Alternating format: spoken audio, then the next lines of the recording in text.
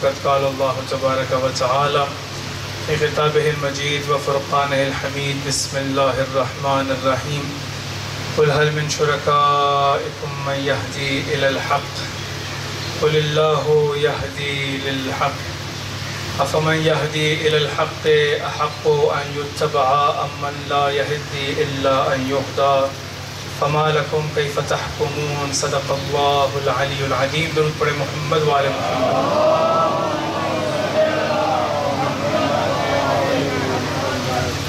سلسلہ مجالس کی چوتھی مجلس ہے. عنوان آپ کی خدمت میں عرض کیا ہدایت الہی. اس کی سب سے بڑی وجہ جو آپ کی خدمت میں عرض کی وہ یہ کہ جب خداوند عالم نے اس کائنات میں مخلوق کو خلق کیا، یا یہ کہا جائے کہ جب خداوند عالم نے مخلوق کو خلق کیا، چونکہ کائنات بھی خود ایک مخلوق ہے، تو جب خداوند عالم نے مخلوق کو خلق کیا تو اس میں سے صرف ایک مخلوق ایسی ہے کہ جو ارادہ کر سکتی ہے.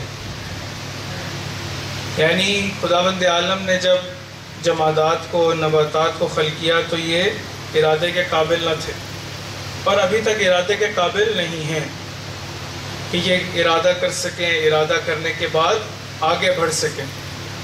اس کی مثال اس طرح سے دی جا سکتی ہے کہ جو گندم کا خوشہ ہے وہ گندم ہی دے گا. اگر سیب کے بیج کو زرخیز زمین میں بویا جائے تو اس سے کہیں ناشپاتی نہیں اگنے لگیں، اس سے سیب ہی اگے گا. اسی طرح سے آم کے پیڑ سے انسان سیب حاصل نہیں کر سکتا. اس کا کیا مطلب ہوا کہ جو آم کا پیڑ ہے وہ خود سے ارادہ نہیں کر سکتا کہ میرے درخت پہ یا میرے پیڑ پر جب کسی پھل نے لگنا ہے تو وہ آم لگے یا سیب لگے. اس کا مطلب کیا ہوا کہ یہ نباتات بھی خود سے ارادہ نہیں کر سکتے. جب خود سے ارادہ نہیں کر سکتے، جو خداوند عالم نے ان کو ہدایت کی ہے اسی ہدایت کے مطابق یہ چلتے رہیں گے. توجہ ہے آپ لوگوں کی؟ اسی کے مطابق چلتے رہیں گے. اچھا، حیوانات کو بھی اگر آپ دیکھ لیجئے، حیوان بھی خود سے کوئی ارادہ نہیں کر سکتا. خداوند عالم نے جو اس کی سرشت میں رکھا ہے، جس کو ہم لوگ عموماً کبھی طبیعت کے نام سے، کبھی فطرت کے نام سے، کبھی سرشت کے نام سے مختلف، بہرحال ان تمام اصطلاحوں میں علمی میدان کے اندر آپس میں اختلاف موجود ہے. یعنی فطرت کا سرشت سے، سرشت کا طبیعت سے، فطرت کا فطریات سے، یعنی ان تمام اصطلاحوں کا خود علمی میدان کے اندر فرق موجود ہے، لیکن ہمارے معاشرے کے اندر اس کا کوئی خاص فرق معلوم نہیں ہوتا. بس اگر پروردگار نے شعر کی سرشت میں لکھا ہے، ہم لوگ اختلاف میں نہیں جاتے چونکہ بڑی ایک لمبی بحث ہو جائے گی تو اس کا اتنا کوئی خاص فائدہ بھی نہیں ہمارے یہاں پر موضوع سے، نہیں تو اس کو ضرور بحث کو لے کر آیا جاتا. ایک دفعہ درود پڑھیں محمد والے محمد. خداوند عالم نے شعر کی سرشت میں رکھا ہے، طبیعت میں رکھا ہے، فطرت میں رکھا ہے کہ وہ درندہ ہے، وہ کبھی بھی ابھی دل خوار نہیں ہو سکتا. یعنی آپ کبھی بھی شیر کو کسی پودے کو کھاتے نہیں دیکھیں گے، کسی درخت کو کھاتے نہیں دیکھیں گے. اسی طرح سے اگر ایک بھیڑ بکری ہے تو اس کو کبھی بھی آپ گوشت کھاتے نہیں دیکھیں گے. اس کی جو خوراک ہے، اس کی جو غذا ہے، وہ وہی نباتات ہیں کہ جو ہم لوگ عام معاشرے. بس اس کا مطلب یہ ہوا کہ حیوانات کو بھی خداوند عالم نے ایک خاص ہدایت کے ساتھ اس کائنات میں خلق کیا ہے. رہ گیا حضرت انسان. حضرت انسان وہ واحد مخلوق ہے کہ جس کو خداوند عالم نے عقل عطا کی. آہستہ آہستہ بولوں تاکہ ہم لوگ اس چیز کو سمجھ سکیں. اور آج یقین کر لیجئے، وہ انشاءاللہ کوشش کریں اور خداوند عالم سے دعا کرتے ہیں کہ پروردگار توفیق دے کہ آج ایک بہترین موضوع کو آپ کی خدمت میں عرض کر سکوں کہ جو مرکز بن جائے، مرکز ہدایت کہ یہ ہمارے ساتھ ہو کیا رہا ہے. برائے صحت و سلامتی علماء کرام و مجتہدین نظام بلندتر صلوات. تو توجہ کیا آپ لوگوں نے، یعنی خداوند عالم نے ہر ایک کی اپنی خاص فطرت رکھی ہے. وہ کہتے ہیں کہ فطرت کبھی تبدیل نہیں ہوتی. وہ فطرت درست ہے، لیکن کس معنی میں فطرت تبدیل نہیں ہوتی؟ یعنی اگر ہم لوگ یہ کہتے ہیں کہ بھئی اس انسان کی فطرت میں ہے کہ یہ جھوٹ بولتا ہے، کہتے ہیں بعض اوقات ہم لوگ یہ کلمہ استعمال کرتے ہیں کہ بھئی لیکن ہو سکتا ہے بعض انسان گزرے ایسے ہوں کہ جن کی واقعات فطرت میں لکھا ہو کہ یہ کبھی سچ بول ہی نہیں سکتے، لیکن ہر انسان کے بارے میں ایسے نہیں ہے۔ خداوند عالم نے ہر انسان کو فطرت اسلام پر خلق کیا ہے۔ یہ طبیعت ہے انسان کی، انسان کی پرورش ہے۔ ایک ایسے ماحول میں پرورش پاتا ہے کہ جس ماحول میں اکثر لوگ بے عہدی کرتے ہیں۔ یہ ایک ایسے ماحول میں پرورش پاتا ہے کہ جہاں پر اکثر لوگ جھوٹ بولتے ہیں۔ یہ ایک ایسے ماحول میں پرورش پاتا ہے کہ جہاں پر اکثر لوگ نماز پڑھتے ہیں۔ یہ ایسے ماحول میں پرورش پاتا ہے کہ جہاں پر اکثر لوگ نماز نہیں پڑھتے ہیں۔ اس طرح سے یہ اس کی طبیعت بنتی چلی جاتی ہے اور طبیعت کو بدلا جا سکتا ہے۔ جبکہ اگر فطرت کو دیکھا جائے تو فطرت صرف اور صرف خداوند عالم نے جس عجین کے ساتھ انسان کو خلق کیا ہے کہ جہاں پر کبھی بھی کوئی تبدیلی واقع نہیں ہو سکتی، ہم وہاں پر کہیں گے کہ یہ فطرت ہے۔ یعنی کل مولود یولد علی فطرت الاسلام، کے ہر مولود کو خداوند عالم نے، سمجھ لیجئے، یعنی اگر میں اس کو اپنے معنی کے اندر ترجمہ کروں تو انسان کی فطرت میں خداوند عالم نے محبت اہل بیت رکھی ہے۔ اور اس کی وجہ کیا ہے؟ یعنی انسان کی فطرت میں خداوند عالم نے زیبائی سے محبت رکھی ہے۔ خداوند عالم نے انسان کی فطرت میں کمال سے محبت رکھی ہے۔ خداوند عالم نے انسان کی فطرت میں ایک توانا اور طاقتور سے محبت رکھی ہے۔ ہاں، ممکن ہے کہ یہ طاقتور کے مصداق کے اندر کوئی اختلاف پیدا کر کے پریشان ہو جائے، لیکن انسان فطرتاً کبھی بھی کسی ناتوان سے مدد نہیں مانگتا۔ یعنی کبھی ہو سکتا ہے کوئی بزرگ ہو جو کہ خود سہارے کے بغیر کھڑا نہ ہو سکتا ہو، پر کسی ایسے سے سہارا لے کہ جو اس کو سہارا نہ دے سکے۔ اگر بزرگ کو پتا ہو کہ میں اس بچے سے سہارا لوں گا تو کیا ہے، وہ پھر بھی سہارا لے گا کہ میں کہیں میرا یہ بچہ جو ہے مجھے گرا نہ دے، اور اس کو پتا ہو کہ اس کے اندر اتنی توانائی نہیں ہے۔ بس یہ انسان کی فطرتیں ہیں، یعنی انسان کبھی بھی ناتوان سے مدد نہیں لیتا۔ مجھے اگر کسی سے قرض چاہیے ہے تو میں کیا ہے، کسی ایسے انسان کا انتخاب کروں گا کہ جس کے اپنے پاس پیسہ نہ ہو؟ میں اس کا انتخاب ہی نہیں کروں گا۔ مجھے بہترین مدح اہل بیت کے لیے بہترین آواز چاہیے، میں کسی ایسے استاد کا انتخاب نہیں کروں گا کہ جس کی اپنی آواز اچھی نہ ہو، کہ جس کے پاس وہ ہنر نہ ہو۔ میں ہمیشہ اس استاد کا انتخاب کروں گا کہ جس کے پاس وہ ہنر موجود ہے۔ بس اس کو ہم لوگ کہیں گے فطرت۔ بس اگر دیکھا جائے تو خداوند عالم نے حضرت انسان کو اس فطرت کے ساتھ خلق کیا، لیکن جب عقل عطا کی ہے، اس عقل کی مہار اگر اس نے کسی غیر ولی کے ہاتھ میں دے دی تو ممکن ہے کہ وہ اس کی فطرت کے اوپر غبار ڈال دے اور اس کی طبیعت کو تبدیل کر دے۔ یعنی اب وہ ممکن ہے کہ کسی ایسے سے سوال کرے کہ جو خود سوال کا جواب ہی نہ دے سکے۔ کل آپ کی خدمت میں عرض کیا کہ ایک ہمارے پاس اصطلاح استعمال ہوتی ہے باب کی، وہ جہاں سے بابیت بنا، اور جو ابھی تک ہمارے پاس بہائیت جو مکتبہ فکر ہے یا پھر کہہ لیجیے ایک فرقہ ہے خود تشیع کے اندر، شیش امامیہ بھی کہلاتے ہیں، لیکن شیش امامیہ بھی ہمارے پاس بہت سارے ہیں۔ یعنی امام صادق علیہ السلام کے بعد ہمارے پاس کچھ اسماعیلی بن گئے، کچھ بہائی بن گئے، اور اس کے علاوہ دو تین اور بھی، عبداللہ افتحی بن گئے اور کرامیہ بن گئے۔ اس طرح سے ہمارے پاس 5-6 فرقے امام صادق علیہ السلام کے بعد بھی موجود ہیں، لیکن جو ابھی تک زندہ ہیں اس میں اسماعیلی زندہ ہیں، اس میں بہائی زندہ ہیں، لیکن یہ نکلے کہاں سے؟ بابیت سے۔ یعنی ان لوگوں نے رکن رابع بنایا کہ ایک باب کوئی ایسا ہے کہ جو اہل بیت کی طرف دروازے کو کھولتا ہے۔ اسی بابیت کے فرقے کی ایجاد کرنے والا کہ جس کا نام سید علی شیرازی ہے، شیراز کا رہنے والا ہے، اس نے جب دیکھا کہ بھئی اس طرح سے ہمارے بڑوں کو، یعنی 11ویں امام کے بعد کی بات ہے، جب امام پردہ غیبت میں چلے گئے، بھی ان سے کوئی ملاقات نہیں کر سکتا، تو کسی ایک ایسے انسان کی ضرورت ہے کہ جو امام علیہ السلام سے اتصال کو برقرار رکھ سکے۔ جس طرح سے غیبت صغریٰ کے اندر 4 نائب خاص نے اتصال کو برقرار رکھا، اس نے کہا کہ بس اب غیبت کبریٰ کے اندر میں وہ باب ہوں کہ جو امام کے ساتھ اتصال کو برقرار رکھے گا۔ جب اس کو علماء نے دیکھا، چونکہ اب غیبت کبریٰ کا زمانہ ہے، جب اس کو علماء نے دیکھا کہ ہمدان کے علماء نے، اصفہان کے علماء نے جب دیکھا کہ یہ تو بابیت کا دعویٰ کر رہا ہے، رکن رابع ہونے کا دعویٰ کر رہا ہے، اپنے ساتھ اتصال امام زمانہ کا دعویٰ کر رہا ہے کہ میں ان کے ساتھ رابطے میں ہوں، تو بس ضروری ہے کہ میری طرف سارے لوگ رجوع کریں۔ انہوں نے کہا کہ اچھا، سب سے زیادہ آسان طریقہ اور خوبصورت طریقہ کہ جو ہم لوگوں کو سیرت میں بھی ملتا ہے، جو ہم لوگوں کو روایات کی کتابوں میں بھی ملتا ہے، کہ ہمیشہ شیعہ، ہمیشہ اہل بیت کا چاہنے والا اس سے سوال کر لیتا ہے۔ اگر سوال کر لے اور وہ جواب دے دے اور اس طرح کا جواب دے دے کہ جو واقعاً تمام میزان جواب کے مطابق ہو تو پھر ٹھیک ہے، اس کو قبول کر لیا جائے. کہ جس طرح سے معصومین کے ساتھ بھی کیا گیا، معصومین علیہ السلام سے بھی کتنے سوالات کیے گئے. وہ جو ہمدان اور شیراز کے علماء تھے وہ مل کر بیٹھے اور مل کر اس سے کچھ سوال کیے. جب اس کو سوالوں کے جواب نہ آئے تو اس نے استغفار کی اور توبہ کی، بس سوالوں کے وہ جواب نہیں دے سکا، جس کی وجہ سے اس نے وہ بابیت سے کنارہ کشی کی، اور وہ بابیت بعد میں بہائیت کی شکل کے اندر آج تک ہمارے پاس موجود ہے. اور یہ بہائی فرقہ ہمارے پاس اکثر جو آتمات مقدسہ کی زیارات کے لیے جاتے ہیں ان کو معلوم ہوگا. بس سوال کر لینا، جیسے سوال کیا معلوم پڑ گیا کہ یہ اصلی ہے یا نہیں. آپ لوگوں کو ایک روایت سناتا ہوں، درود پڑھیں محمد وعلی محمد.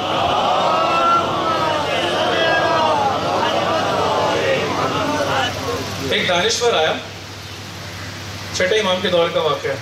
ایک دانشور آیا اور آ کے کہتا ہے کہ بھئی تم لوگوں کے قرآن میں لکھا ہے کہ پروردگار نے طباقہ یعنی طبقہ طبقہ اس آسمان کو خلق کیا ہے. تو جب میں نے کسی سے پوچھا تو اس نے کہا کہ جس طرح سے پیاز کی لیئرز ہوتی ہیں بالکل اسی طرح سے اس کو طبقہ طبقہ خداوند عالم نے آسمان کو بھی خلق کیا. تو اگر آسمان کو اس طرح سے لیئرز کی شکل کے اندر خلق کیا ہے کہ پہلی لیئر ہمارے پاس آسمان کی، اس کے بعد دوسری لیئر، اس کے بعد تیسری، اس کے بعد چوتھی، یہاں تک کہ 7 لیئرز ہیں، تو پھر یہ بتاؤ کہ جب رسول خدا معراج پر تشریف لے گئے، کیونکہ معراج کا واقعہ تو معروف ہے، بلکہ ہم لوگوں کو روایات میں ملتا ہے کہ جس نے معراج کے واقعے کی مخالفت کی ایسا ہی ہے کہ جس طرح اس نے دائرہ اسلام سے خود کو باہر کھڑا کر دیا. یعنی سورہ اسراء میں سبحان الذی اسری بعبدہ من المسجد الحرام الی المسجد الاقصی، کہ یہ جو خداوند عالم معراج کا ذکر کر رہا ہے کہ میں اپنے بندے کو لے گیا مسجد حرام سے مسجد اقصی تک. تو معراج کا واقعہ ضروری ہے اور انسان کے یعنی مسلمان کے اعتقادات میں سے ہے، عقائد میں سے ہے. تو کہا کہ جب یہ لیئرز کی شکل میں ہے تو یہ بتاؤ کہ جب رسول خدا معراج پر تشریف لے گئے تو آسمان پھٹا کیسے اور دوبارہ جڑا کیسے؟ سوال کیا چھٹے امام کے دور میں دانشور نے سو کالڈ وہاں کے کچھ دانشوروں سے. تو کس طرح سے جب رسول خدا تشریف لے گئے تو آسمان پھٹ گیا اور آسمان پھٹ گیا اور دوبارہ سے جڑ بھی گیا. سارے دانشور آپس میں اکٹھے ہو گئے، سارے اکٹھے ہوئے، کہا کہ اس کا کیا جواب دیا جائے. جب کوئی جواب نہ بن پڑا تو عقیدہ ہی تبدیل کر لیا. عقیدہ کیا تبدیل کیا؟ انہوں نے کہا کہ رسول خدا کو جسمانی معراج تو ہوئی نہیں، وہ تو صرف روحانی معراج تھی.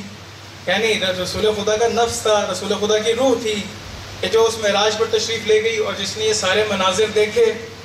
جب یہ ساری بات کہہ دی تو اس کے بعد وہ جو دانشور تھا وہ مطمئنہ ہوا. کہا کہ اصل تو بات یہ ہے کہ ویسے تو رسول خدا کا نفس ہر وقت معراج پر ہے، اصل تو یہ ہے کہ جہاں پر رسول خدا کا بدن بھی معراج کی سیر کرے، یعنی معراج پر جائے، آسمانوں کی سیر کرے، خدا بند عالم ان کو آسمانوں کی سیر کریں. اصل تو عقیدہ یہ ہے. تو وہاں پر ایک امام علیہ السلام کا صحابی کھڑا تھا جس کا نام مومن طاق ہے. مومن طاق نے کہا اے دانشور، اگر تجھے تمہارے سوال کا جواب چاہیے ہے نا تو میں ایک ایسی ذات کو جانتا ہوں کہ جو تمہارے سوال پوچھنے سے پہلے تمہارا جواب دے گی. تو جب اس نے یہ کہا کہ اچھا کہ لے آؤ پھر ان کو، تو چھٹے امام کو، امام صادق علیہ السلام کو وہاں پر لے آیا. جب وہاں پر لے کر آیا تو ابھی مولا نے کہا کہ بتاؤ کہ تم پہلے سوال کرو گے یا میں جواب شروع کروں؟ جب یہ کہا تو کہا کہ اگر آپ کو سوال پتہ ہے تو آپ پہلے جواب دے دیجئے. یعنی ہم لوگ سوال کے اندر وقت ضائع کیوں کریں کہ پہلے آپ سے سوال کیا جائے اور اس کے بعد آپ اس کا جواب دیں. تو آگے سے امام علیہ السلام نے اس سے کہا کہ اچھا مجھے یہ بتاؤ کہ کبھی کشتی میں سوار ہوئے ہو؟ ہاں کشتی میں سوار ہوا ہوں. کہتا بتاؤ کہ جب پانی میں کشتی چل رہی ہوتی ہے تو آگے سے پانی کو چیر کون رہا ہوتا ہے اور پیچھے سے جوڑ کون رہا ہوتا ہے؟ بھائی وہ جو پانی کو آگے سے چیر رہا ہوتا ہے اور جو پیچھے سے جوڑ رہا ہوتا ہے اسی ذات نے اسی طرح سے اپنے حبیب کو معراج پر بلایا. کہا مولا آپ نے بڑا خوبصورت اس کا جواب عنایت کیا، اگر کوئی ہو سکے تو ایک اور جواب دے دیجئے. کہا اچھا تم جواب مانگتے چلے جاؤ، ہم جواب دیتے چلے جائیں گے. کہا اچھا مجھے یہ بتاؤ کبھی گھوڑے پہ سوار ہوئے ہو؟ چونکہ اب غور کریے کہ ایسی مثالوں سے امام علیہ السلام جواب دے رہے ہیں کہ جو ان کی عقل کے مطابق ہے. چونکہ امرنا ان نکلم الناس علی قدر عقولہم، ہم لوگوں کو خداوند عالم کی طرف سے حکم ملا ہے کہ لوگوں سے ان کی عقل کے مطابق بات کی جائے. اسی وجہ سے جب امام علیہ السلام سے آ کر کسی نے ایک سوال کیا، پاس ہی اصحاب بیٹھے ہیں، امام سے آ کر سوال کیا، امیر المومنین سے امام نے ایک جواب دیا، جب وہ دوسرا آیا دوسرا جواب دیا، تیسرا، چوتھا، پانچواں، 7 جواب ایک ہی سوال کے امیر المومنین نے دیے. کہا کہ مولا یہ کیا، ایک سوال کے 7 جواب؟ کہتے ہیں 7 قسم کے لوگ 7 اذہان کے ساتھ میرے پاس آئے، میں نے ہر ایک کو اس کے ذہن کے مطابق جواب کر کے کانے کر دیا. یہ سلونی کا ممبر ایسے نہیں ہے. کہا کہ اچھا مولا اگر کوئی ایک اور بھی مجھے جواب دے سکیں تو عنایت ہوگی. کہا اچھا کبھی گھوڑے پہ بیٹھے ہو؟ کہا ہاں مولا گھوڑے پہ بیٹھے ہیں. کہا اچھا جب بتاؤ کہ جب گھوڑا چلتا ہے تو اس کے آگے سے ہوا کو چیرتا کون ہے اور پیچھے سے جوڑتا کون ہے؟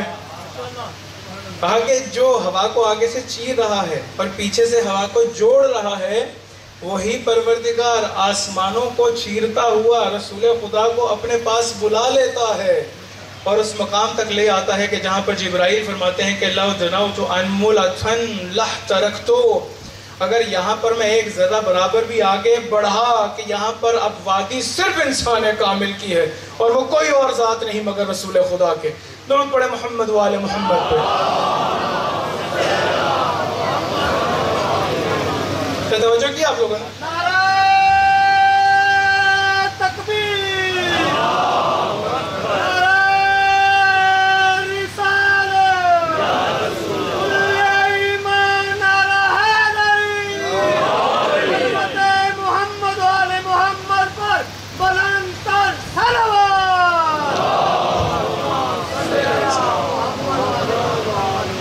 توجہ کی. ہم لوگوں نے جب یہ کہا کہ ہم لوگ ہدایت بھی اسی سے مانگ رہے ہیں اور ہماری ہدایت تکوینی بھی یہی ذوات مقدسہ انجام دیں، یعنی جو کون میں تصرف ہو رہا ہے اس کے لیے ضروری ہے، کل جیسے آپ کی خدمت میں عرض کیا، کہ انسان متوجہ رہے.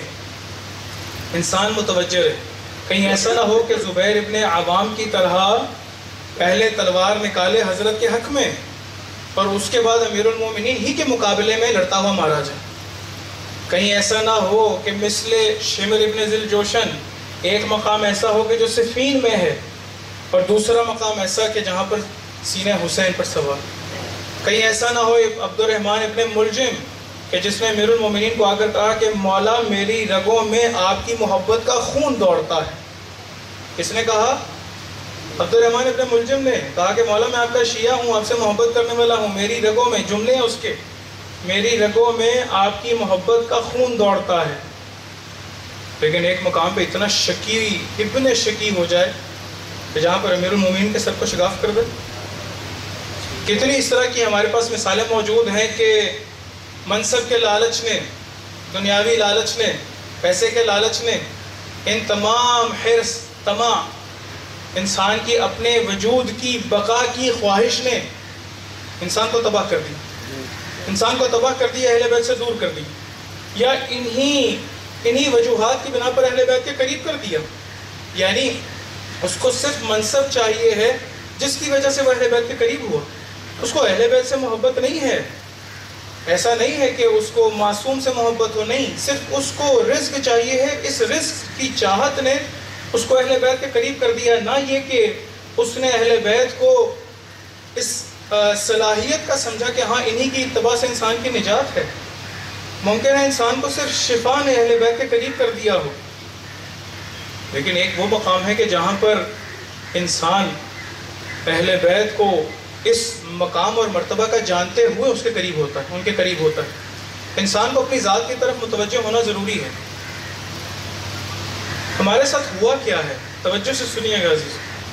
آج سمجھ لیجئے کہ باقی تمام گفتگوؤں کا مقدمہ ہے کہ ہم لوگ اسی مقدمے کی بنیاد پر باقی تمام گفتگو کریں گے. یعنی ہوا کیا ہے کہ اس کائنات میں کس طرح سے یہ ساری سازش کھیلی گئی کہ انسان جس طرح سے اہل بیت کو ماننا چاہیے تھا ویسے مان نہ سکا.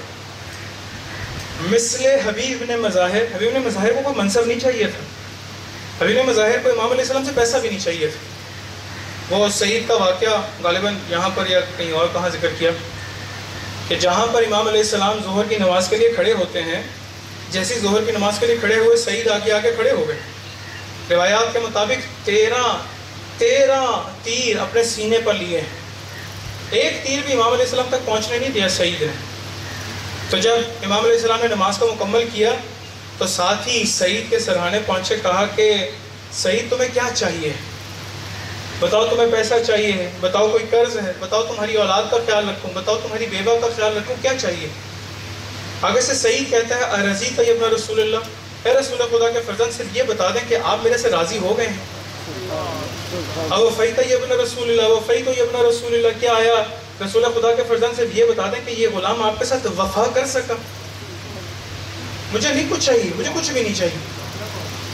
ایک ذاکر بڑا دعویٰ کرتا تھا، کہتا ہے کہ مثل سعید خداوند عالم اگر میں کربلا میں ہوتا تو امام حسین علیہ السلام تک کبھی بھی تیر کو پہنچنے نہ دیتا، کبھی تیر کو پہنچنے نہ دیتا۔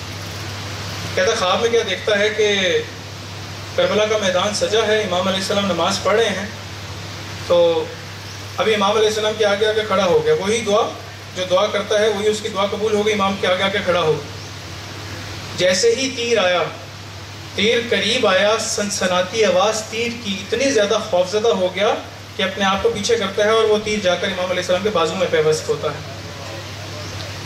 اس کے بعد دوبارہ سے کھڑا ہوا، دوبارہ سے اب اس طریقے کے ساتھ اور اس نیت کے ساتھ کھڑا ہوا کہ ابھی اگر تیر آئے گا تو میں اس کو اپنے سینے پہ لوں گا، ایسا نہیں ہے، ابھی جب آئے گا تو ابھی اور مصمم ارادے کے ساتھ کھڑا ہو، ابھی اور دعا کے ساتھ کھڑا ہو۔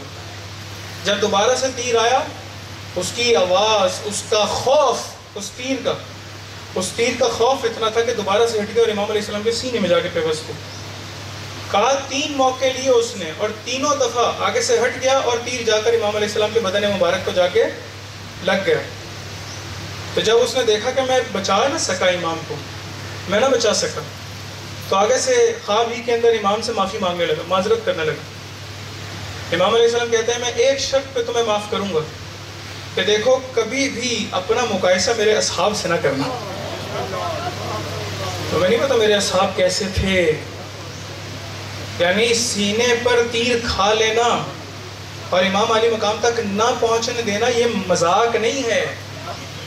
یعنی انسان دعوے کی حد تک یہ کہتا چلا جائے کہ ہاں مولا اگر کاش یا لیتنی کنت معکم فافوز فوزا عظیما، کہ کاش مولا میں آپ کے ساتھ کربلا میں ہوتا ایک عظیم کامیابی سے ہمکنار ہو جاتا، یا اے کاش ہم یا لیتنا کننا معکم، ہم آپ کے ساتھ کربلا میں ہوتے ایک عظیم کامیابی سے ہمکنار ہو جائے۔ تو مذاق نہیں ہے یہ، ایسا نہیں ہے کہ انسان سوچے کہ واقعی اس تیر کو کھا لینا اتنا آسان ہے۔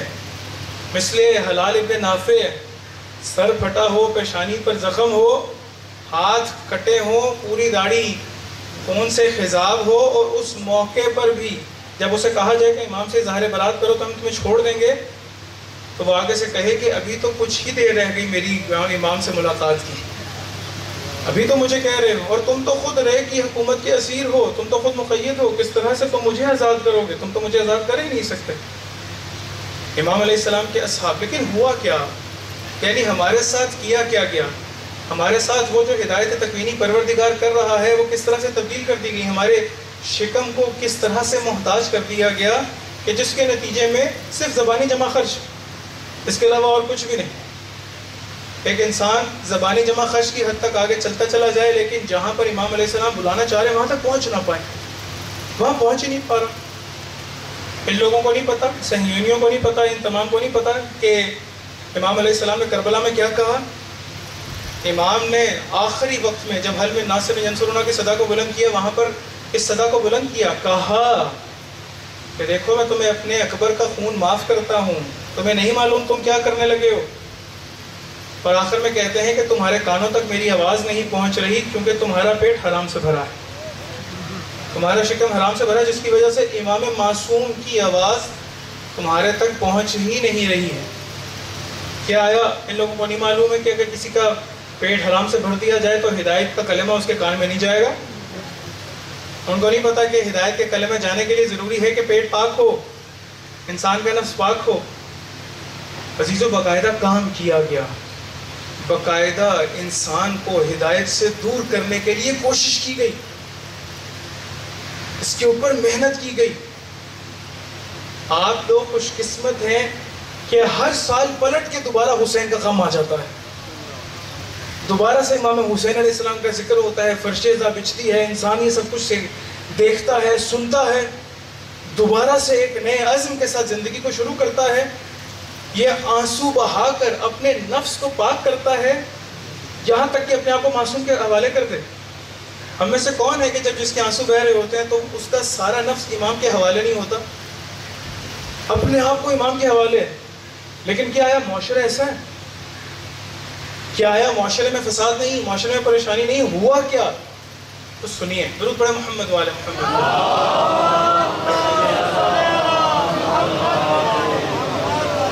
خداوند عالم نے ہدایت تشریعی کی بات کی آپ لوگوں کے سامنے میں نے۔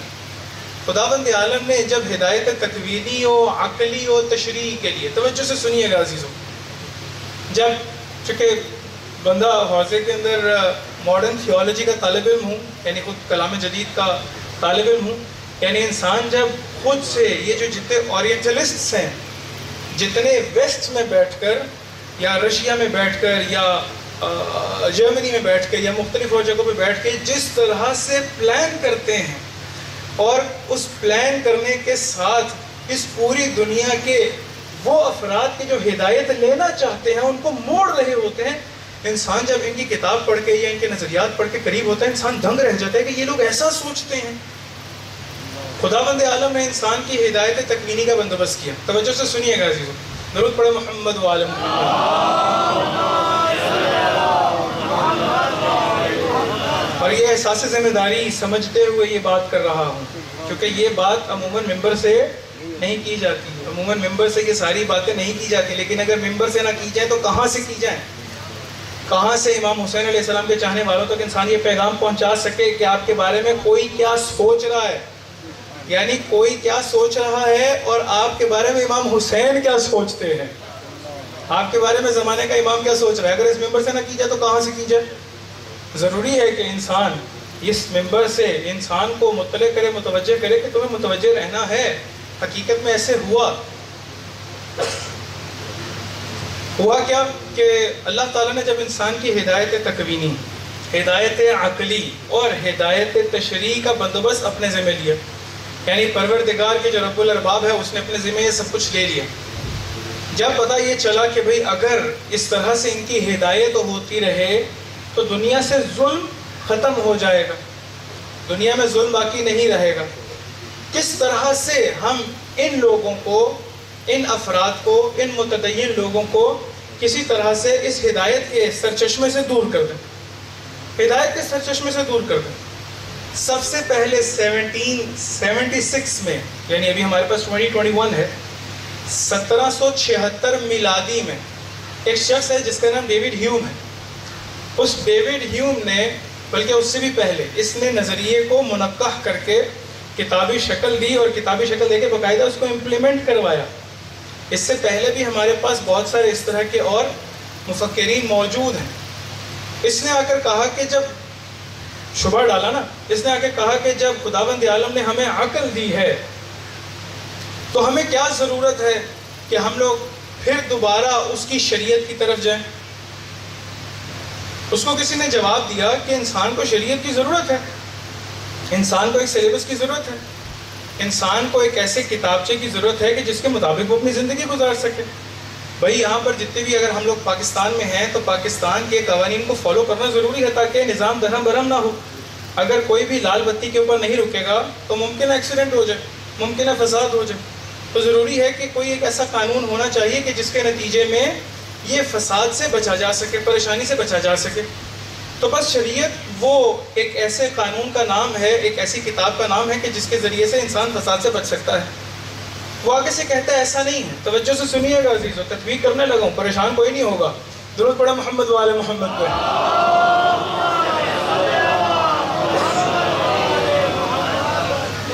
وہ آگے سے کہتا ہے نہیں ایسا نہیں ہے۔ ڈیوڈ ہیوم کون سے سن میں؟ 1776 یعنی کون سے ڈارک ایجز کے فوراً بعد جیسے ہی رینیسانس آیا تو یہ اس طرح کے مفکرین آنا شروع ہو گئے۔ اس سے پہلے ہمارے پاس 1665 میں مارٹن لوتھر اور اس طرح کے بہت سارے اور مفکرین ہیں، لیکن اس میں الغرض جانے کی بات نہیں، ہم لوگ اپنے غرض کی بات کرتے ہیں۔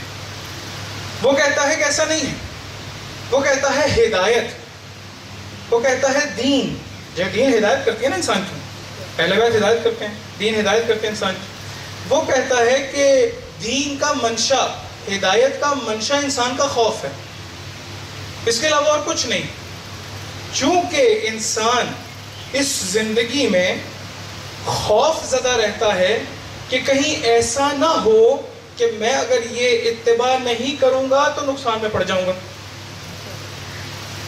آج آپ معاشرے میں دیکھ لیں کتنے لوگ ایسے ہیں کہ جو خوف کی وجہ سے عبادت کرتے ہیں، کتنے لوگ ایسے ہیں کہ جو کسی لالچ کے خوف کی وجہ سے، کسی لالچ کی وجہ سے عبادت کرتے ہیں، کتنے لوگ ایسے ہیں کہ جو امام امیر المومنین کے مطابق عبادت الاحرار کرتے ہیں، کتنے لوگ ایسے ہیں، کتنے لوگوں کو تو میں جانتا ہوں اور کتنے لوگوں کو آپ یقیناً جانتے ہوں گے کہ جو ممکن ہے کہ روزانہ، جملہ سخت ہے لیکن صرف آج ہی کہوں گا، کل سے آپ لوگوں کو زحمت نہیں دوں گا، کیونکہ آج مقدمہ بنا کے کل سے نئی گفتگو کا ہم لوگ آغاز کریں گے۔ کتنے لوگ ایسے ہیں، توجہ سے سنیے گا، برا مت مانیے گا، اپنی ذمہ داری ادا کرنے لگا ہوں۔ کتنے لوگ ایسے ہیں کہ جو روزانہ زیارت عاشورہ سے اس وجہ سے پڑھتے ہیں کہ خداوند عالم ان کے رزق میں برکت عطا کرے۔ کتنے لوگ ایسے ہیں کہ جو زیارت عاشورہ اس وجہ سے پڑھتے ہیں تاکہ اس دنیا کے اندر مشکلات سے بچ سکیں۔ کتنے لوگ ایسے ہیں کہ جو روز زیارت امین اللہ اس وجہ سے پڑھتے ہیں تاکہ اس دنیا کے اندر کسی مشکل سے بچ سکیں۔ کتنے لوگ ایسے ہیں کہ جو گھر میں صرف مجلس اس وجہ سے کراتے ہیں کہ یہ جو بلیات ہیں، یہ جو نحوستیں آ چکی ہیں، اس کو کسی طرح سے نکالا جا سکے۔ کتنے لوگ ایسے ہیں کہ جو عبادت اس وجہ سے انجام دے رہے ہیں، نماز اس وجہ سے پڑھیں کسی خوف کی وجہ سے۔ اسی خوف کو لے کر ڈیوڈ ہیوم 1776 کے اندر ایک نظریہ دیتا ہے کہ انسان کی زندگی میں دین نام کی کوئی چیز نہیں ہے، ہدایت نام کی چیز نہیں ہے۔ ہر وہ عمل کہ جو اس کو اس کے خوف سے نکال دے وہ اسی کو ہدایت بناتا ہے۔ ہر وہ عمل کہ جو اس کو اس کے خوف سے نکال کر اس کو آسودگی عطا کر دے، آسانی عطا کر دے۔ کیا یہ انسان ایسا نہیں ہے؟ کیا یہ انسان حریص نہیں ہے اس حوالے سے؟ کیا یہ انسان لالچی نہیں ہے اس حوالے سے؟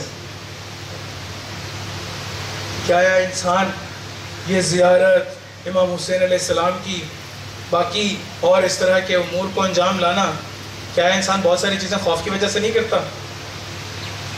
گھر کے اندر خاص قسم کا بخور، خوف کی وجہ سے۔ کوئی اگر مہمان آ جائے اور پتہ چل جائے کہ اس نے فلاں چیز کے بارے میں پوچھا تھا، اب خوف پیدا ہوا اور اس خوف پیدا ہونے کے بعد نظر بد کو اتارنے کے لیے وہاں پر بخور جلایا جا رہا ہے۔ ہر چیز خوف، انسان کا ہر کام خوف سے شروع ہو اور خوف سے ختم ہو۔ کربلا میں کس کو مرنے کا بھی خوف تھا، کسی کو مرنے کا بھی خوف نہیں تھا۔ کل میں ایک جملہ پڑھ رہا تھا، کہتے ہیں کربلا میں، بڑا خوبصورت جملہ تھا، کربلا میں جو پانی پیتا چلا گیا مرتا چلا گیا، اور جو پیاسے رہے خدا نے ان کو زندہ کر دیا۔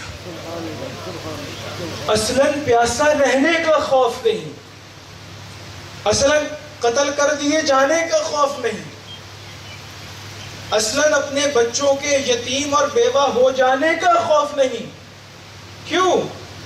کیونکہ انسان کا ہدف واضح ہے، کیونکہ انسان کا مقصد واضح ہے۔ اس کام کے لیے انہوں نے کیا کیا، یہ زیادہ مہم ہے۔ کیا کیا؟ ایک ریشنلسٹ سوچ کو ڈیولپ کیا۔ توجہ ہے آپ لوگوں کی؟ ریشنلسٹ سوچ کو ڈیولپ کیا۔ کیا مطلب؟ انہوں نے کہا کہ جب تک تم دین کے سہارے رہو گے خوف زدہ رہو گے، جب تک ہدایت کے سہارے رہو گے خوف زدہ رہو گے، آؤ اور آ کر اپنی عقل کو بروئے کار لاؤ۔ ریشنلزم یعنی دین کو کم کر کے عقل کو بڑھا دینا۔ آپ تصور نہیں کر سکتے کہ کتنے گھروں سے کتنے سوالات اس طرح کے آتے ہیں اور انسان دنگ رہ جاتا ہے کہ چونکہ مقدمات درست نہیں ہیں ساری چیزیں خراب۔ مجھے ایک خاتون کا میسج آیا، درود پڑھے محمد والے محمد پہ۔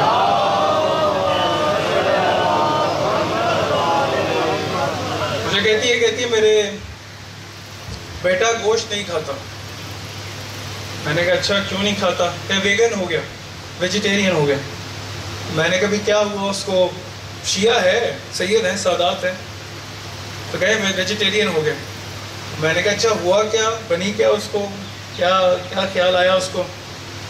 کہتا بس وہ کہتا ہے کہ درست نہیں ہے انسان حیوان کے اوپر ظلم کرے، تو آپ اس کو سمجھائیں۔ میں نے کہا اچھا چلیں اپنے فرزند سے کہیں کہ ہم سے رابطہ کریں۔ وہ کہتے ہیں نہیں، وہ علماء سے دور ہے، یعنی وہ طلباء سے دور ہے۔ تو وہ کہتا ہے کہ طلباء جو ہے وہ ایک ہی ان کو بات آتی ہے کرنی، وہی قرآن کی آیتیں ہیں، وہی اہل بیت ہیں، وہی امام حسین ہیں، وہی کربلا ہے، سب کچھ تو ان کو وہی آتا ہے۔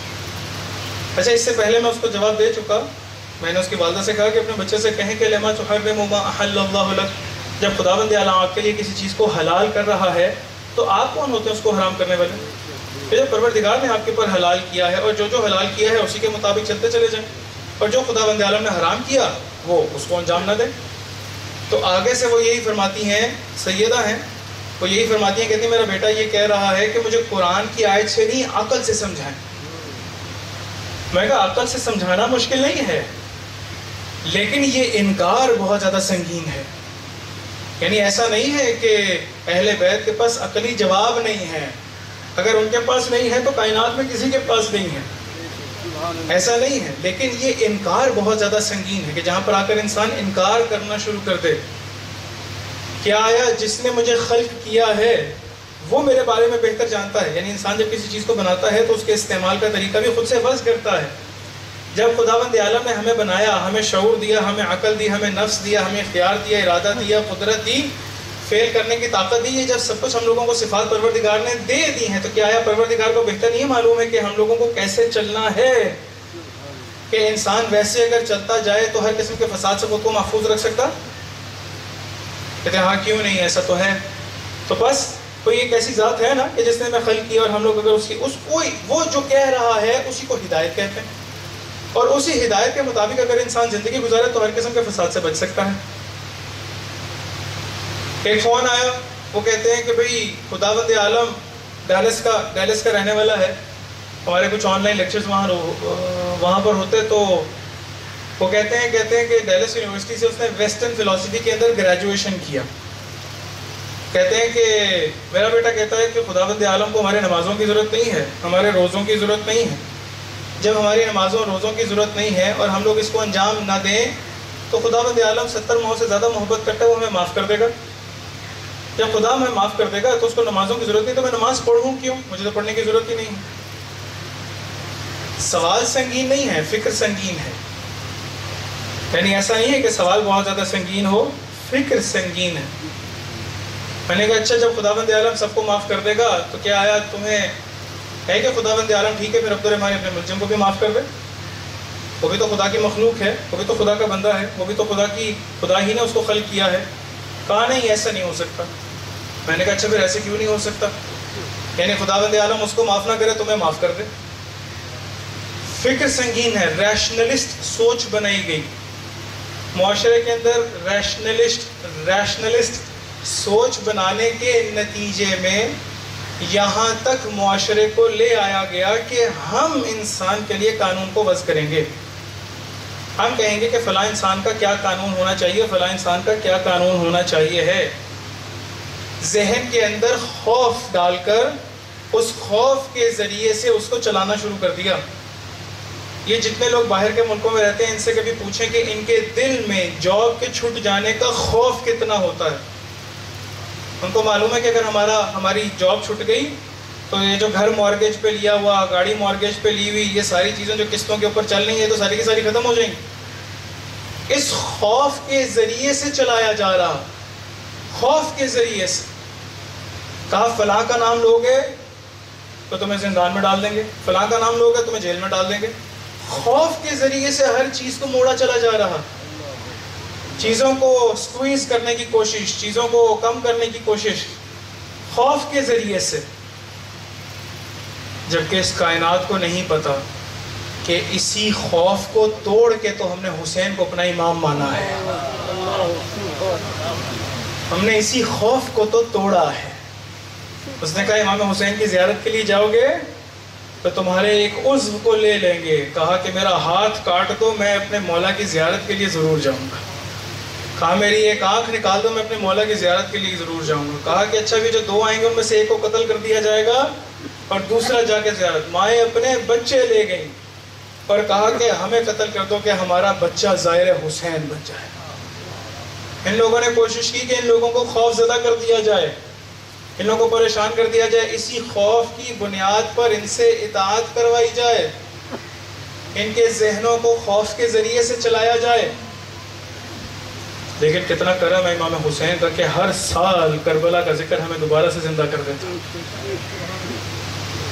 اس طرح سے خداوند عالم نے کرم کیا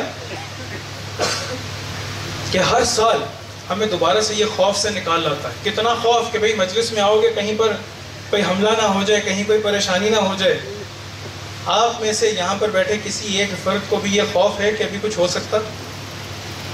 ہاں یہ یقین ضرور ہے کہ اگر کچھ ہوا تو ہم اپنے امام سے ملاقات کریں گے، ہم اپنے امام سے جا کر ملیں گے، امام ہمیں کو تحویل میں لیں گے۔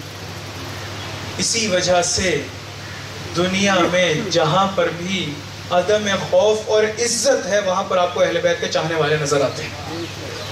وہ جگہ بحرین ہو، وہ جگہ عراق ہو، وہ جگہ یمن ہو، وہ کوئی جگہ ہو، کس طرح سے آل سعود کا آج تک مقابلہ کر رہے ہیں۔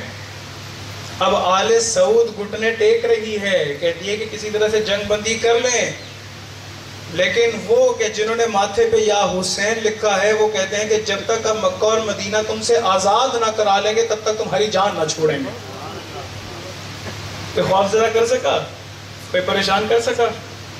لیکن عزیزو ضروری ہے کہ انفرادی عبادات میں بھی انسان اپنے آپ کو خوف سے نکال لے، انفرادی عبادات میں بھی اپنے آپ کو خوف سے نکالے اور اس ہدایت کے مرکز کے قریب کر لے۔ کسی پریشانی کے اندر ایسا نہ ہو کہ اہل بیت کے علاوہ کسی اور کی طرف دیکھنا شروع کر دیں۔ انفرادی عبادات، اجتماعی عبادات میں خود کو خوف سے نکال لیں، عبادت الاحرار انجام دیں، خداوند عالم کی حر بن کے عبادت انجام دیں، نہ کہ جنت کے لالچ اور دوزخ کے خوف سے۔ چونکہ ہمارے مولا نے کہا ہے کہ نہ تو تاجروں والی عبادت نہ ہی غلاموں والی، اگر علی عبادت کرتے ہیں تو احرار والی۔ لاؤ کشف الغطاء مزدد تو یقینا، اور یہی احرار والی عبادت امام علیہ السلام کو اس مقام پر لے آتی ہے کہ امام علیہ السلام یہ جملہ کہتے ہیں کہ اگر علی کے آگے سے یہ سارے پردے ہٹا لیے جائیں تب بھی علی کے یقین میں ذرہ برابر اضافہ نہیں ہوگا۔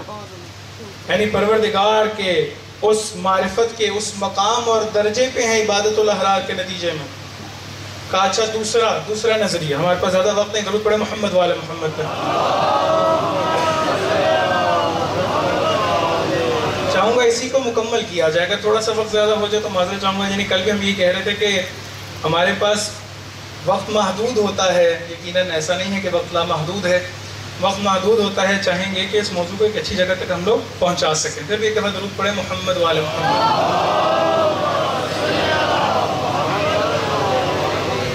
ایک اور مقام پہ ایک رسل 1920 میں یہ بندہ انتقال کرتا ہے، یہ کہتا ہے کہ انسان ہدایت کے لیے خداوند عالم کی طرف رجوع اس لیے کرتا ہے کیونکہ اس کو علتوں کا پتہ نہیں ہوتا۔ توجہ سے سنیے گا، چونکہ اس کو علتوں کا پتہ نہیں ہوتا۔ پر اکثر جتنے بھی دیندار ہیں، یعنی وہ کرسچنز ہوئیں، وہ یہودی ہوں، وہ مسلمان ہوں، مومنوں کی بات نہیں، یعنی جو ہمارے پاس ایک خاص مسلمان موجود ہیں، وہ کہتے ہیں کہ چونکہ ان کو علتوں کا نہیں پتہ ہوتا، جس کی وجہ سے یہ کسی ایسی ذات کے سہارے کے اندر رہنا چاہتے ہیں کہ جس کے اوپر ہر قسم کی علت ڈال دیں۔ یعنی کیا مطلب؟ یعنی اگر میں مریض ہوا ہوں تو اس مرض کی علت سے آگاہ نہیں ہوں، علت حقیقی سے آگاہ نہیں ہوں۔ ممکن ہے میرے گلے میں انفیکشن ہو گیا جس کی وجہ سے مجھے بخار ہو گیا، یہ ڈاکٹر نے مجھے بتا دیا، لیکن انسان میٹا فزکس ما وراء الطبیعہ ان چیزوں کی علتوں کو چونکہ نہیں جانتا، اس وجہ سے یقیناً اس کو کسی نہ کسی ایک سہارے کی ضرورت ہوتی ہے کہ جس کے اوپر تقیہ کرتے ہوئے وہ ایمان لے آئے اور کہے کہ بھئی آپ جو کہہ رہے ہو وہ سچ کہہ رہے، آپ جو کہہ رہے وہ ٹھیک کہہ رہے۔ انسان کو ہدایت سے دور کر دیا اس فلسفی نے، اس تھیوری نے انسان کو ہدایت سے دور کر کے اس مقام پر لے گیا کہ جہاں پر صرف جہالت وجہ بن گئی کہ وہ کسی طرح سے دین کے قریب ہو جائے. آپ مجھے معاشرے میں دیکھ کر بتائیے، توجہ سے سنیے گا، معاشرے میں دیکھ کر بتائیے کہ اگر جتنے بھی موحد ہیں، یہ جو بڑا دعویٰ کرتے ہیں کہ بھی ہم لوگ توحید پرست ہیں اور ہم شرک نہیں کرتے اور فلاں فلاں، انہی سے جا کر بتا دیں، پوچھ لیں کہ خداوند عالم کی وحدانیت کے اوپر کوئی ایک دلیل دے دیں. پروردگار ایک ہے، خداوند عالم ایک ہے، خداوند عالم وحدہ لا شریک ہے، اسی کے اوپر ایک دلیل قائم کر دیں، کوئی ایک دلیل قائم کر دیں. میں جاؤں ان کے پاس اور کہوں کہ بھئی خداوند عالم، وہ کہیں گے استغفر، یہ سوال نہ کرو، یہ سوال نہ کرو، ایسا ہوا ہے عزیزو، ایسا نہیں یہ ہوا نہیں ہے، ہوا ہے. ایک بہت بڑے صاحب جن کو پاکستان والے تو نہیں، پاکستان والے تو شیخ الاسلام کسی اور کو کہتے ہیں، جن کو آل سعود شیخ اسلام کہتے ہیں، شیخ الاسلام. اس شیخ الاسلام نے ایسے کام کیے ہیں کہ انسان تصور نہیں کر سکتا. اور پھر سلونی کا دعویٰ، ممبر پہ آئے، طالب علموں نے کہا کہ بھئی آپ کے پاس تو اتنا علم ہے، شیخ الاسلام آل سعود والے ممبر پہ آئے، طالب علموں نے کہا آپ کے پاس تو اتنا علم ہے، آپ یہ امیر المومنین کی طرح سلونی کا دعویٰ کر سکتے ہیں. اب جیسے ہی وہ ممبر پہ سوار ہوئے، ساتھ ہی کہا سلونی قبل ان تفقدونی، پوچھ لو مجھ سے، پوچھ لو اس سے پہلے کہ تم مجھے کھو دو. تو ایک خاتون کے جو مومنہ اس کے اندر بیٹھی ہے، جب جلال آیا تو جلال آ کر کھڑی ہوئی اور کہا کہ اے شیخ، صرف اتنا بتا دے کہ تیرے امامے کے اندر پیج کتنے ہیں. وہ صرف اتنا بتا دے کہ تیرے امامے میں پیج کتنے ہیں. اب جہاں پر یہ لاجواب ہوا تو وہیں اسی کو کوسنے لگا. کہتا ہے اے بی بی، اگر تو اپنے شوہر کی اجازت کے بغیر گھر سے نکلی ہے تو تیرے شوہر پہ لعنت، تجھ پہ لعنت، اور اگر تو شوہر کی اجازت کے ساتھ نکلی ہے تو تیرے شوہر پر لعنت. تو آگے سے کہتے ہیں شیخ زبان سنبھال کے بات کریں، ہمارے پاس بھی بعض ایسی مثالیں ہیں کہ جو شوہر کی اجازت کے بغیر باہر نکلی تھی. درود پڑھے محمد وآل محمد پر.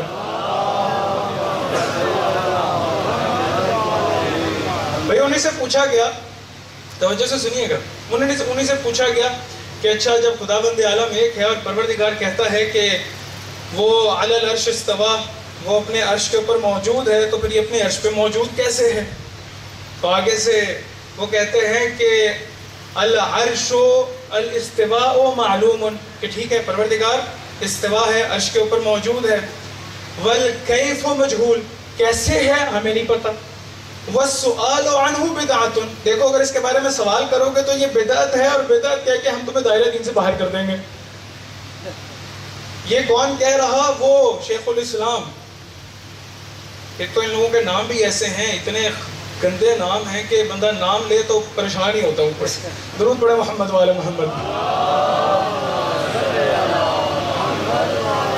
کیسے نام ہیں کہ ان کے نام لویں تو مشکلات بڑھتی ہیں، اور علی کا نام لیں تو مشکلات آسان ہوتی ہیں. پھر بھی کہا درود پڑھے محمد وآل محمد.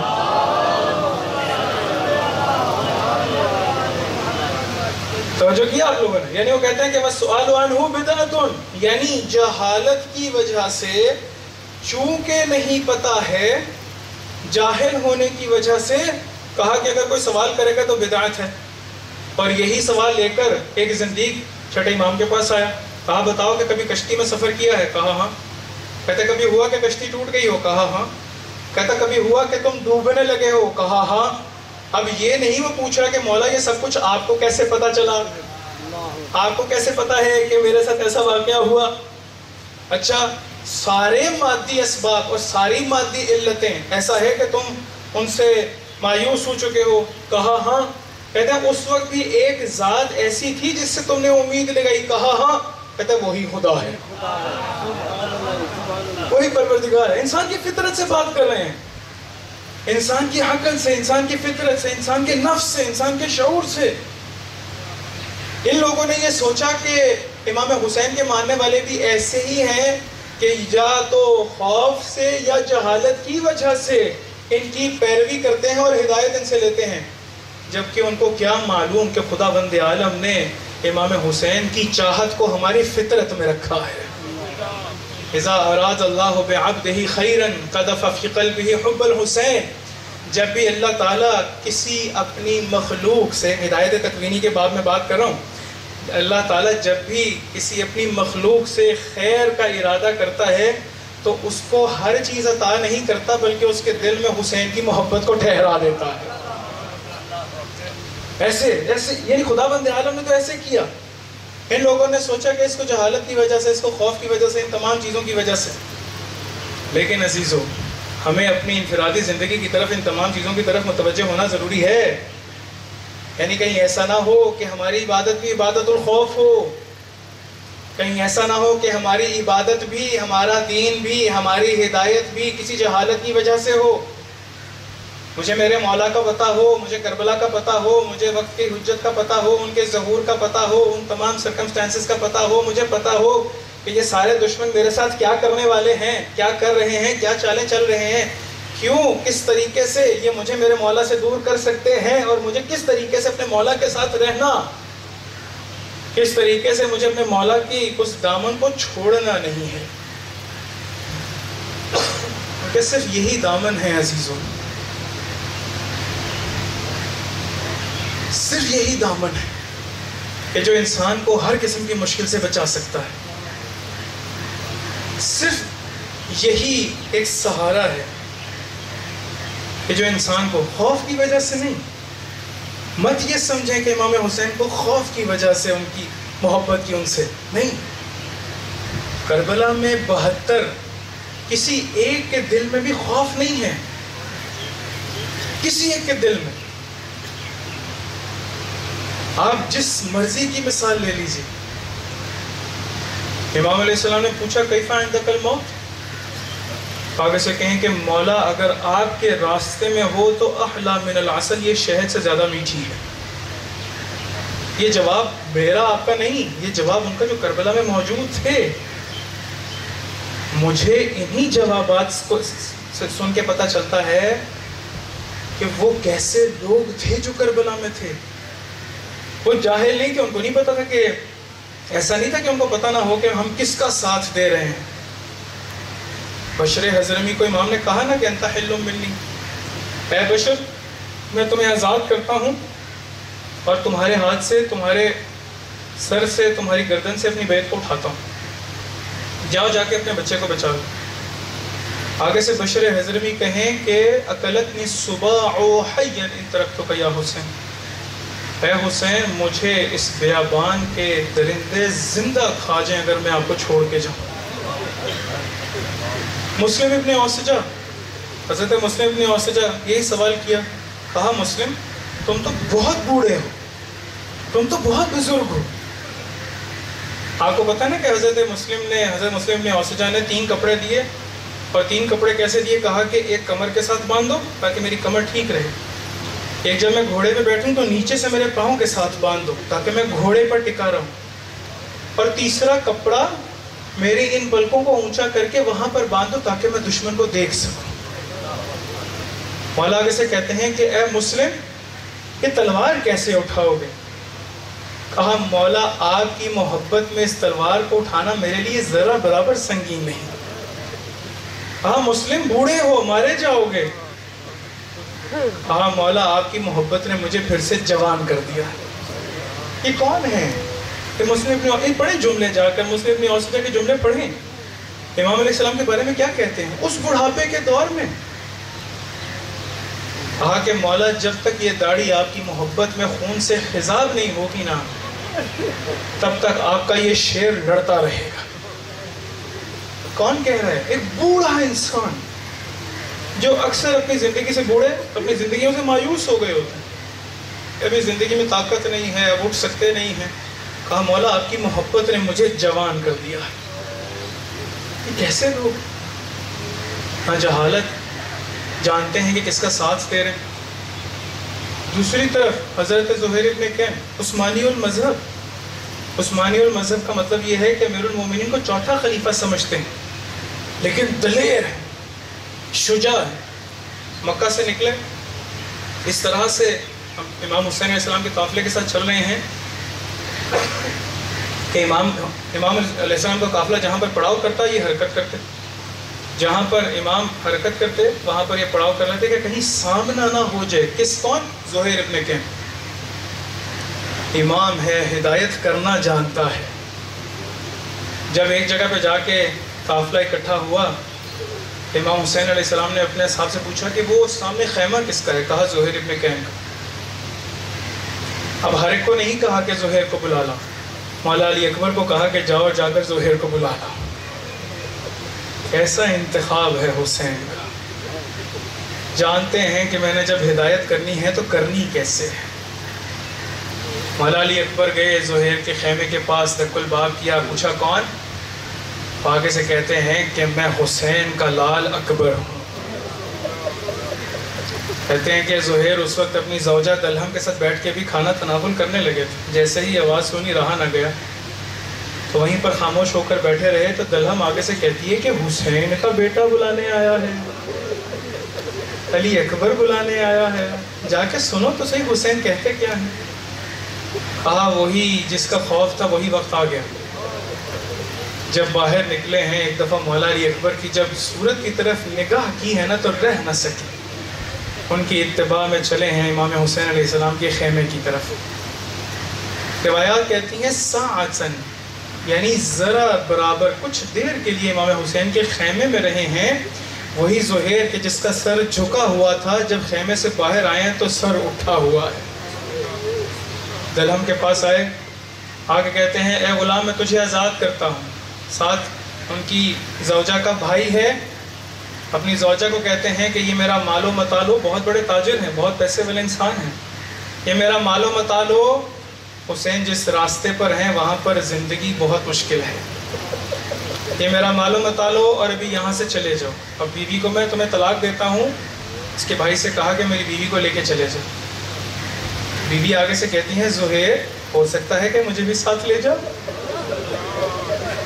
آگے سے کہتے ہیں زہیر اے دلہم تجھے پتہ نہیں ہے کہ جب عرب جنگ کرتے ہیں اور اس کا صاحب مارا جائے تو اس کی خواتین کو کنیزیں بنا لیتے ہیں. تو آگے سے دلہم نے خاموشی سے کہا کہ میں نے سنا ہے کہ زہرا کی بچیاں بھی ساتھ ہیں.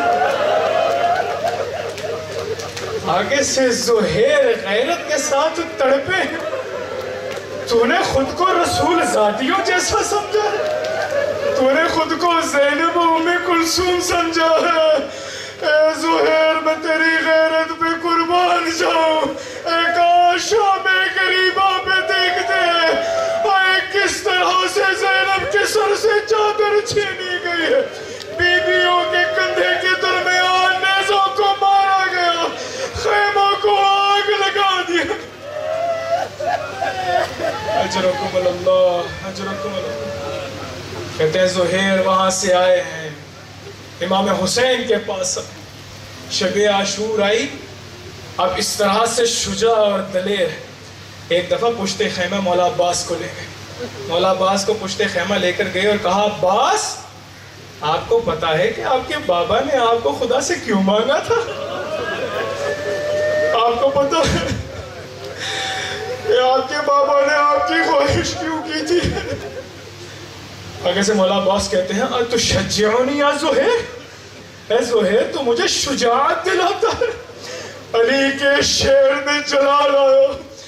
اے زہیر کل ایک دفعہ عاشورہ کا سورج چڑھ لینے دے، دیکھ علی کا یہ غلام عباس کیا کرتا ہے. انہوں نے میری بچیوں کو پیاسا رکھا. ایک دفعہ مجھے میرے مولا سے اس نے بغا لے لینے دے. اے دیکھ پھر یہ علی کا شیر کیسے گھاٹ پہ قبضہ کرتا ہے. جیسے ہی صبح عاشور ہوئی ایک ایک کر کے سب جاتے چلے گئے. امام حسین ایک ایک لاشے کو اٹھا کے گنجے شہیدہ میں رکھ رہے ہیں. اے میرا مولا تھک گیا. امام نے جوان جیسے غلاموں کا اے سب کے لاشیں اٹھا کے گنجے شہیدہ میں رکھے. شام غریبہ گزر گئی، لاشیں پامال کر دیے گئے، نوکے نیزہ پہ سر کو بلند کر دیا گیا. ایک دفعہ جب قافلے کو لے کے جانے لگے نا، جب ان اسیروں کے قافلے کو لے کے جانے لگے، کوفہ میں ندا دی گئی اے باغیوں کے قافلے کو کوفہ میں داخل کیا جا رہا ہے. ہم نے کہا ہو نہ ہو یہ حسین ہی کا قافلہ ہے. گھر کی چھت پر گئی, کیا دیکھتی ہے کہ نوکے نیزہ پہ بلند چند سر آ رہے ہیں. ایک سر آ رہا ہے قرآن کی تلاوت کرتا ہوا. کبھی کمرے بنی ہاشم کا سر, سروں میں سے زہیر کے سر کو ڈھونڈا نا, اپنے غلام کو بلایا, ایک کفن دیا, کہا کہ جاؤ, حسین تو رسول کے نواسے ہیں نا, کسی نے دفن کر دیا ہوگا, بنی ہاشم والوں کو کسی نے دفن کر دیا ہوگا, میرے زہیر کو کسی نے دفن نہ کیا ہوگا. غلام کو بھیجا, جاؤ میرے زہیر کو دفن کرو. ایک دفعہ غلام گیا, جب غلام گیا نا, اب انتظار کرتی ہے. غلام واپس آیا, دور سے دیکھ رہی ہے, بھاگتی ہوئی دروازے پہ آئی, آ کر غلام سے کہتی ہے تو نے میرے زہیر کو کفن دے دیا, تو نے میرے زہیر کو دفنا دیا, اے دیکھ میں تجھے کبھی معاف نہ کروں گی, اے تو بولتا کیوں نہیں ہے. اب آ کے دامن کو ہٹایا, کفن کو نکالا, ہاتھ جوڑ کے کہتا ہے بی بی